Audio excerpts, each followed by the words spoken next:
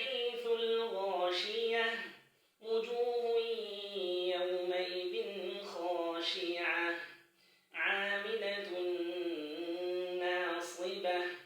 تصلى نارا حامية تسقى من عين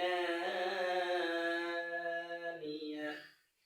ليس لهم طعام إلا من ضريع لا يسمن ولا يغني من جوع وجوه يومئذ ناعمة لسعيها راضية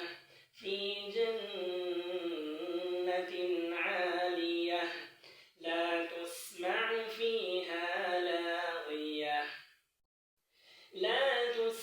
فيها لاغية فيها عين جارية فيها سرر مرفوعة وأكواب موضوعة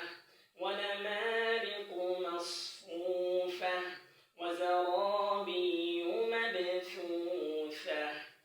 أفلا ينظرون إلى الإبل كيف خلقت وإلى السماء كيف رفعت وإلى الجبال كيف نصبت وإلى الأرض كيف سطحت فذكر إنما أنت مذكر لست عليهم بمسيطر إلا من تولى وكفر فيعذبه